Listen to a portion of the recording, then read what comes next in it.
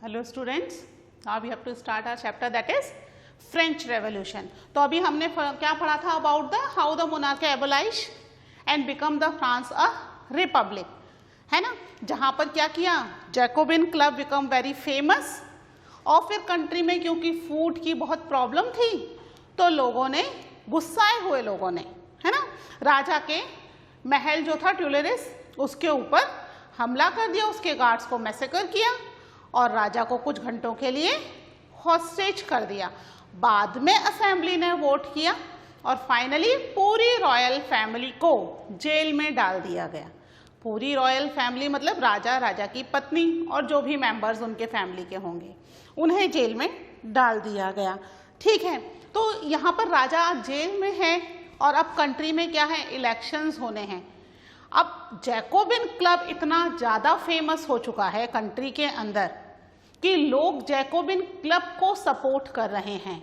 हमने पहले देखा था कि एक्टिव सिटीजन्स की एक पर्टिकुलर डेफिनेशन बना दी थी नेशनल असेंबली ने कि मैन होना चाहिए 25 ईयर्स ऑफ एज होना चाहिए या अबव, प्लस टैक्स पेयर होना चाहिए at least 3 days of labourer wages जितना उसका टैक्स पे होना चाहिए। ठीक है, ये 3 क्वालिफिकेशन कर दी गई थी जिससे पुअर सेक्शंस को लग रहा था कि we are not the part of the country और वो इस रिवोल्ट को कंटिन्यू करना चाहते थे। And then they form the Jacobin club under the leadership of Maximilian Robespierre, है ना। तो राजा को होस्टेज करने के बाद कंट्री के अंदर इलेक्शंस हुए क्योंकि अब प्रूशिया ऑस्ट्रिया का खतरा है नहीं, हरा दिया। राजा जो है जेल में है, ठीक है, कॉन्स्टिट्यूशनल मोनार्क खत्म हो चुका है। ठीक है, तो अब कंट्री में इलेक्शंस हुए। राजा को कब जेल में भेजा था, 10 अगस्त 1792 में, उसके बाद इलेक्शंस हुए। ठीक है, अब इलेक्शन में जो पुराना क्राइटेरिया था वो नहीं रहेगा। First time in the France history सभी लोगों ने नहीं, मतलब ओनली द मैन, है ना, वुमेन तो यहाँ पर है ही नहीं, है ना। अभी तो मैन को ही, पूरे कंट्री के मैन को ही वोटिंग राइट नहीं मिला है।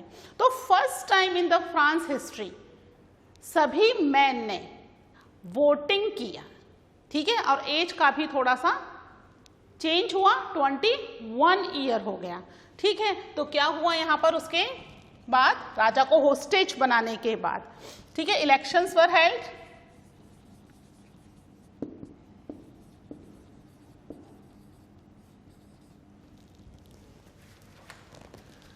ठीक है, एंड ऑल मैन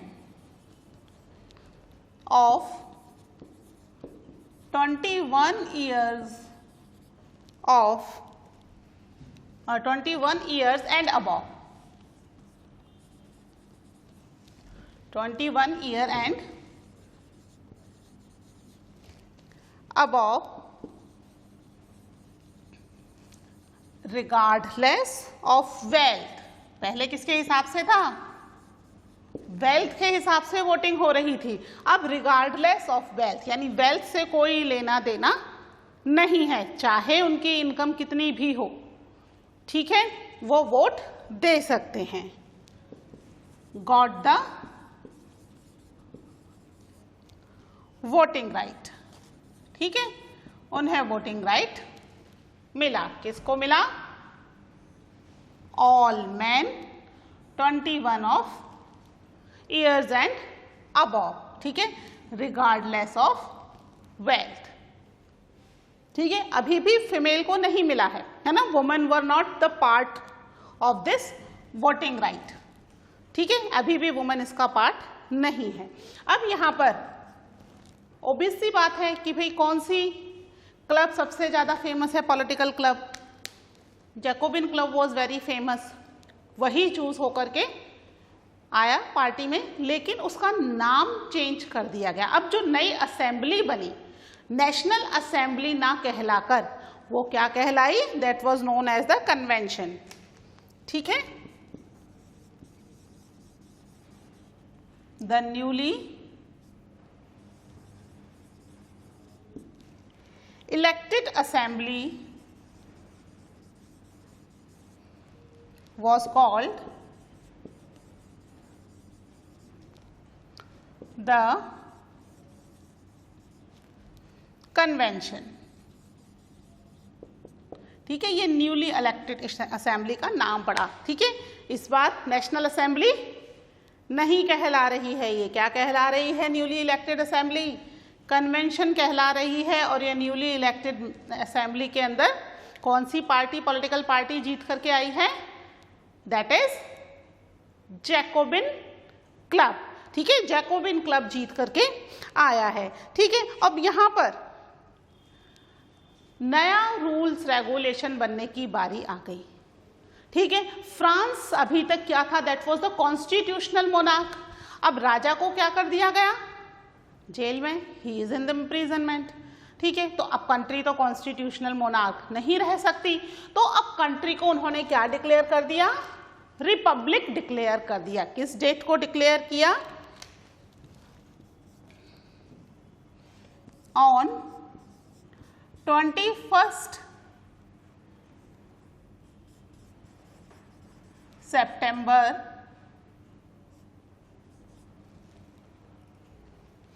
1792. ठीक है, ये सारी चीजें 1792 में हो रही हैं. ठीक है, it abolish the monarch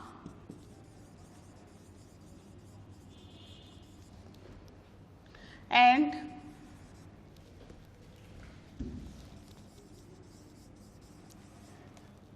declared France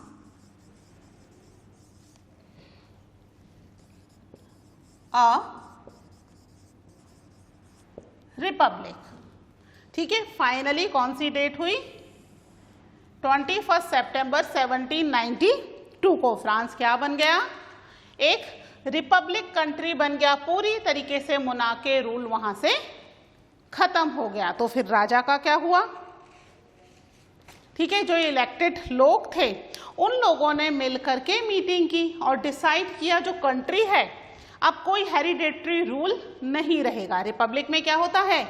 her bar ruler choose किया जाएगा, कोई हेरिडेटरी रूल नहीं होगा. मोनार्की में होता है हेरिडेटरी रूल, रिपब्लिक में नहीं होता है हेरिडेटरी रूल. ठीक है, तो उन्होंने अब राजा के लिए क्या किया? लुइस 16 उस पर ट्रेजन के चार्ज लगाए. ट्रेजन मीन्स देशद्रोह, कंट्री के अगेंस्ट जाना, कंट्री की गवर्नमेंट के अगेंस्ट जाना. उसने नेशनल असेंबली के अगेंस्ट गया ना, और रूसिया और ऑस्ट्रिया को इनवाइट किया फॉर द वॉर. तो उसके ऊपर ट्रेजन का चार्ज लगाया. बाकायदा कोर्ट में केस चला. हमने देखा था ना, 3 इंस्टीट्यूशन बन गए थे, लेजिस्लेचर, एग्जीक्यूटिव, जुडिशरी, है ना. तो कोर्ट में बाकायदा केस चला और फाइनल ये देखा गया कि लुइस 16 वॉज प्रूव गिल्टी. ठीक है, अब गिल्टी प्रूव हो गया तो पनिशमेंट भी मिलेगा. तो उसको पब्लिकली एग्जीक्यूट किया गया. किस डेट को किया गया? लुइस 16 को लुइस 16 was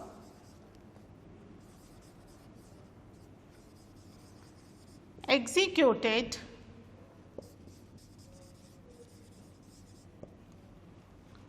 publicly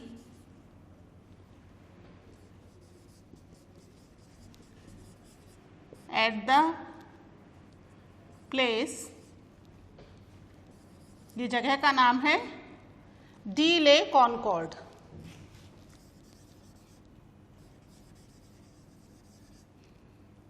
on 21 जनवरी 1793. ठीक है, यानी नया साल शुरू होते ही 21 जनवरी को राजा को क्या कर दिया गया? एग्जीक्यूट कर दिया गया पब्लिकली. और कुछ टाइम बाद लुइस 16 की क्वीन मैरी एंटोनिटी के साथ भी सेम ही किया. सेम प्लेस पर उन्हें भी पब्लिकली एग्जीक्यूट कर दिया गया. एंड फाइनली कंट्री से मोनार्क खत्म हो गया. लुइस 16 का रूल भी खत्म हो गया और लुइस 16 भी खत्म हो गया. और कंट्री किस में कन्वर्ट हो चुकी है? It is converted into the Republic. ठीक है, और अब कंट्री में किसका रूल है? जैकोबिन क्लब, और जैकोबिन क्लब के लीडर कौन थे? मैक्सिमिलियन रोबेस्पियर, है ना। तो अब हम बात करेंगे about the Maximilien Robespierre. You just noted down these points, ठीक है।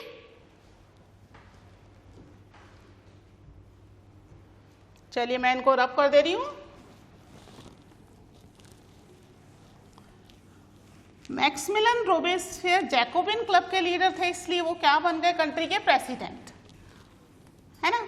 प्रेसिडेंट बनते ही उनके ऊपर एक इक्वलिटी का बहुत भयंकर जुनून सवार था कि सब कुछ इक्वल ही होना चाहिए, इक्वलिटी होनी चाहिए कंट्री में।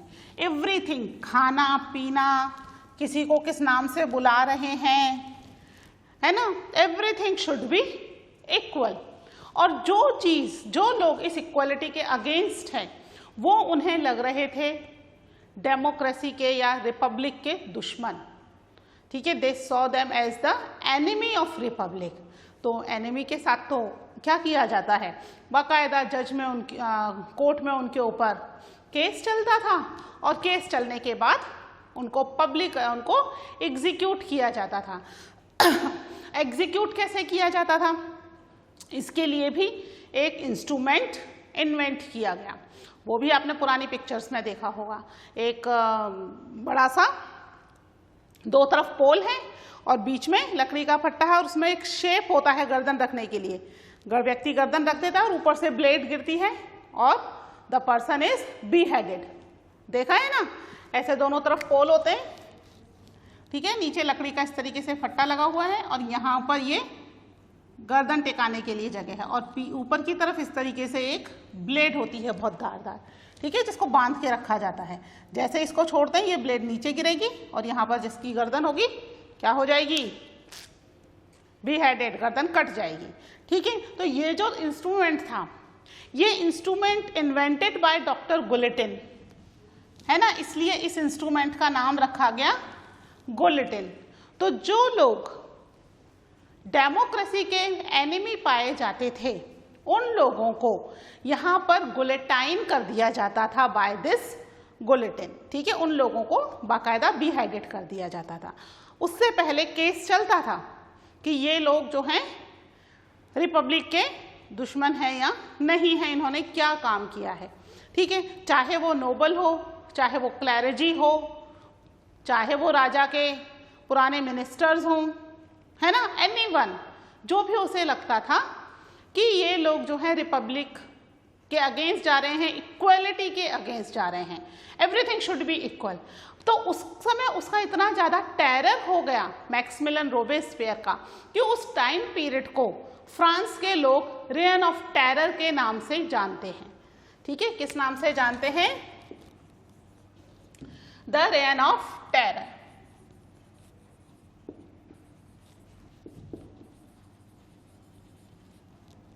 ठीक है, इतना ज़्यादा टेरर फैल गया कि लोगों को डर लगने लगा कि कहीं कुछ ऐसा ना निकल जाए जो इक्वलिटी के अगेंस्ट हो। यहाँ तक कि सब चीज़ों की प्राइस फिक्स कर दी गई, ठीक है। जो पीसेंट्स ग्रो कर रहे हैं, कितने प्राइस में उन्हें सेल करना है, उतने में ही सेल करना है, ना कम में ना ज़्यादा में, ठीक है। इसके अलावा जो हाई क्वालिटी ब्रेड थी वो बैन कर दी गई, कंट्री में कोई नहीं खाएगा।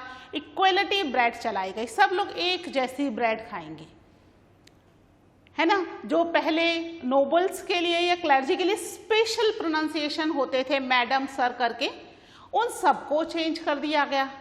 हर एक व्यक्ति के लिए इक्वल उनके एड्रेस जो किया जाता है उनको, तो इक्वल नाम से एड्रेस किया जाएगा। कोई स्पेशल किसी को कोई एड्रेस वर्ड नहीं दिया जाएगा, ठीक है। मतलब भयंकर इक्वलिटी का जुनून हो गया।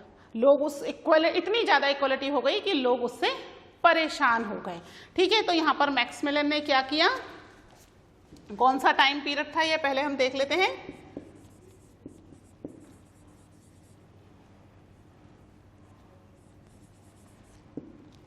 द पीरियड फ्रॉम 1793, ठीक है, जब राजा को एग्जीक्यूट किया गया था ना, तब से 1794 is referred to as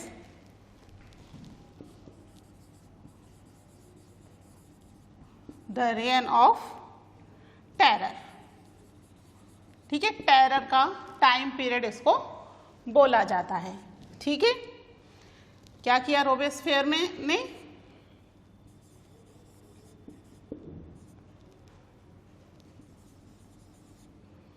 Robespierre followed a policy of severe control and punishment. Control and punishment. ठीक है, सभी चीज़ों को उन्होंने अपने अंडर कंट्रोल में ले लिया और जो उनके रूल्स रेगुलेशंस नहीं मानेगा उन्हें पनिशमेंट दिया जाएगा। किन लोगों को दिया गया? ऑल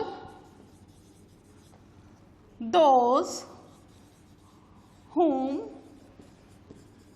he saw, ही कौन? रोबेस्फियर, है ना? as being enemies of the republic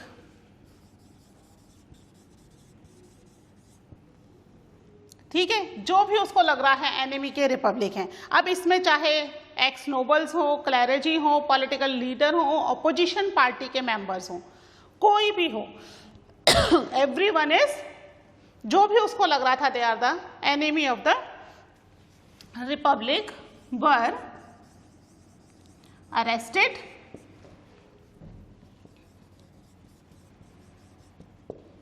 imprisoned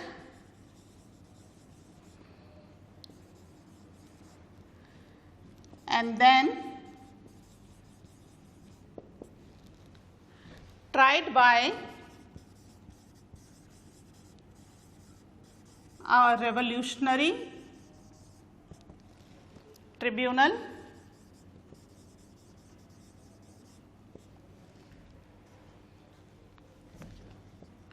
ठीक है,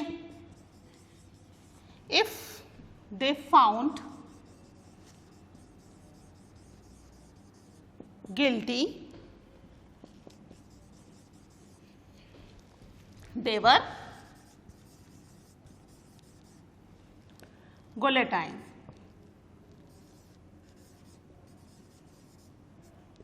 ठीक है, गुलेटाइन मैंने आपको बता दिया क्या है guillotine. It's a kind of instrument जिससे पर्सन बीहेडेड हो जाता है।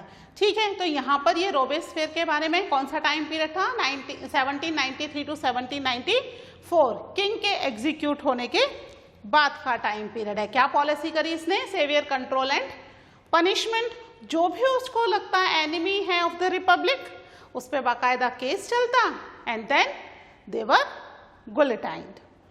ठीक है, ये उसने यहाँ पर पॉलिसी बना ली जिसकी वजह से लोग काफी डर गए थे और इस टाइम पीरियड को क्या कहा जाता है? That the time period of the terror.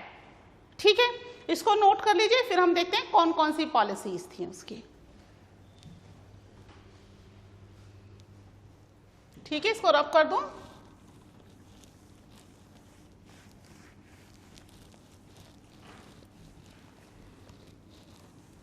यहाँ पर हर चीज में इक्वालिटी के लिए प्रेशराइज किया जा रहा है।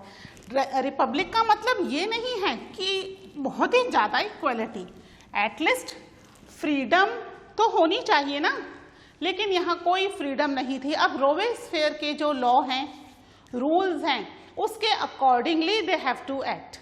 अगर उसके अकॉर्डिंग एक्ट नहीं करते हैं तो फिर they have to be punished. तो ये जो चीज थी दैट वाज नॉट करेक्ट। ठीक है, क्या किया उन्होंने? क्या लॉज बनाए थे?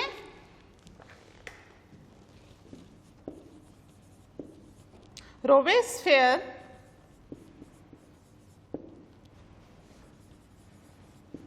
Government issued law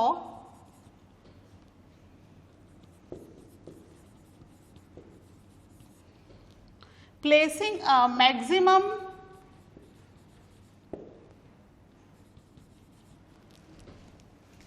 ceiling on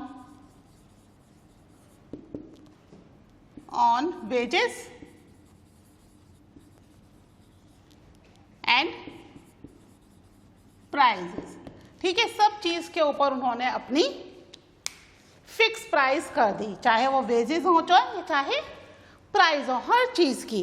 ठीक है, चाहे वो ब्रेड हो, मीट हो, सब चीजें राशन पर मिलने लग गई। ठीक है, पीसेंट्स अपनी क्रॉप को कहाँ सेल करेंगे? उन्हें फोर्स किया जाने लगा कि they have to transport their crop to the particular area and sell their crop on that fixed price. Fixed price में ही उन्हें अपनी चीजें सेल करनी पड़ेंगी। जो प्राइस किसने फिक्स की हैं? रोबेस्फेयर की गवर्नमेंट ने फिक्स की हैं। ठीक है, everyone has to eat equality bread.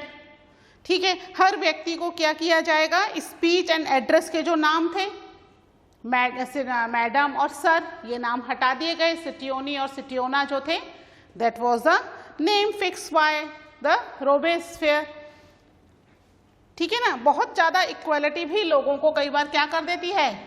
परेशान कर देती है। हर चीज़ में प्रेशराइज किया जाए।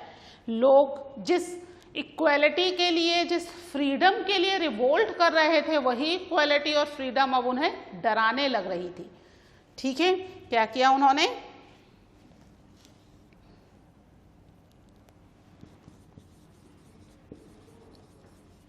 Peasants were forced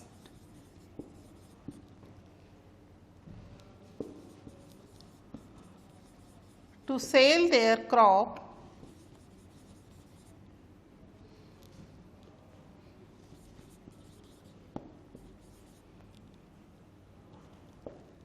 prices fixed by the government। All citizens were required to eat कौन सी? Equality bread. ठीक है, यानी कोई high quality low quality bread नहीं होगी। Everyone has to eat equality bread. ठीक है, पहले क्या था? रिचर सेक्शन के लिए स्पेशल वाइट व्हीट की ब्रेड बन रही थी, अब वो नहीं होगा। ठीक है, साथ में एड्रेस और स्पीचेस के लिए भी जो नोबल्स और प्रीस्ट के लिए नाम यूज किए जा रहे थे, वो चेंज कर दिए गए। ठीक है, क्या हुआ? Equality was also sought to be practiced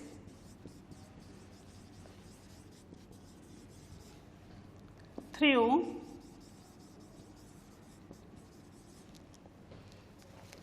the forms of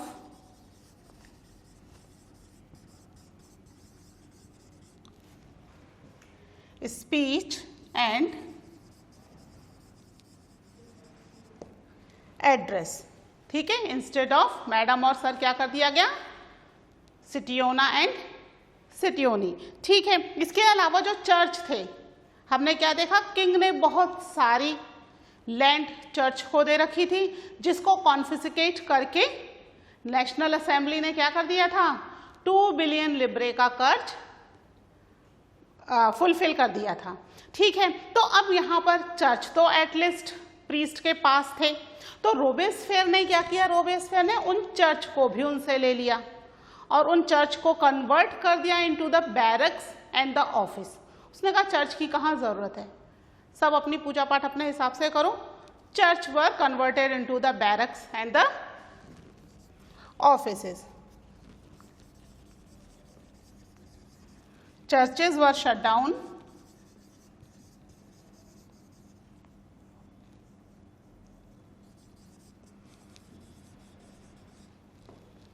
and their buildings converted into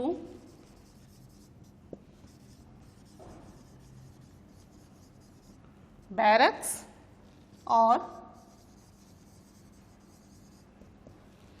offices. ठीक है, यानी बहुत ज़्यादा इक्वालिटी इक्वालिटी इक्वालिटी, इतनी इक्वालिटी कि लोग जो थे अब क्या हो रहे थे, इससे परेशान हो रहे थे।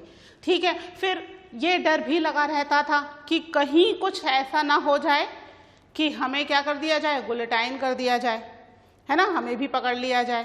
तो लोग जो थे एक बहुत ज़्यादा टेरर की कंडीशन में रह रहे थे। तो यहाँ पर रोबेस्पियर वॉज फेयर इनफ, है ना, फेयर तो था, क्योंकि उसने भी एक बार क्या किया, कुछ ऐसा कर दिया कि उसको भी इम्प्रिजनमेंट में डालना पड़ा, उसको भी जेल डालना पड़ा। और क्या किया हुआ उसके ऊपर, बाकायदा ट्रिब्यूनल चला, रेवोल्यूशनरी ट्रिब्यूनल, और ही फाउंड द गिल्टी। ठीक है, और गिल्टी फाउंड हुआ तो क्या होगा, उसको भी गुलेटाइन कर दिया गया। ठीक है, 1794 में। ठीक है, केवल 1 साल का ही ये पीरियड रहा, बट ये जो 1 साल का पीरियड था दैट वाज बहुत horrible for the people of France. ठीक है, तो यहाँ पर रोबेस्पियर फाइनली उनका पूरा रूल 1794 में जाके खत्म हो गया, यानी रेन ऑफ टेरर यहाँ पर खत्म हो गया है। ठीक है, इसको एक बार नोट डाउन कर लीजिए, फिर आपको कुछ और 1-2 पॉइंट्स मैं आपको बताती हूँ।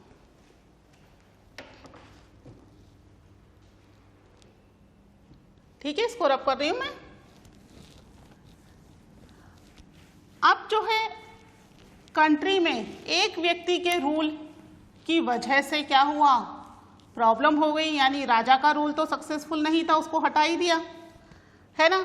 अब हमने रिपब्लिक किया, एक व्यक्ति के हाथ में पावर दी, तो वो भी क्या हो गया, वो भी सक्सेसफुल नहीं रहा। तो क्या किया जाए, लोग काफ़ी डर गए थे मैक्सिमिलियन रोबेस्पियर के रूल से, है ना। तो उन्होंने कहा ठीक है, चलो नया एक्सपेरिमेंट करते हैं। एक्सपेरिमेंट ही चल रहा था, है ना, तो नया एक्सपेरिमेंट करते हैं। उन्होंने यहाँ पे एक डायरेक्टरी बनाई।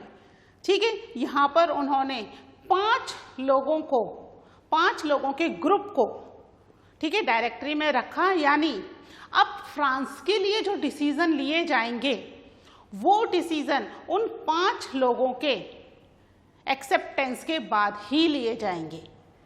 ठीक है, रोबेस्पियर अकेला था और अकेला रूल बना रहा था, है ना। अब क्या कर दिया उन्होंने, सिंगल व्यक्ति के रूल को हटा दिया कि अब इलेक्शंस होंगे और इलेक्शन में जो भी पार्टी जीतेगी उसके 5 मेंबर्स को गवर्नमेंट में रखा जाएगा for taking the decision. As such तो लेजिस्लेचर, एग्जीक्यूटिव सारी चीज़ें बनेंगी ही, वो अलग हैं, but for taking the major decision, जैसे हमारे यहाँ है ना प्राइम मिनिस्टर, है ना, और उनकी काउंसिल ऑफ मिनिस्टर, वो मिलकर डिसीजन ले रहे हैं।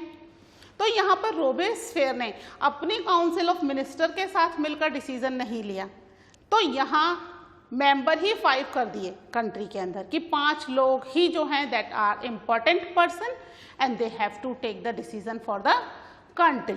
और अब कहीं पर भी कभी भी 5 व्यक्ति हर बात पर एग्री होंगे क्या, नहीं होंगे। तो उनमें कॉन्फ्लिक्ट होता रहता था और time to time 1-2 member replace हो जाते थे। यानी क्या हो गया, फ्रांस के अंदर पॉलिटिकल इनस्टेबिलिटी हो गई।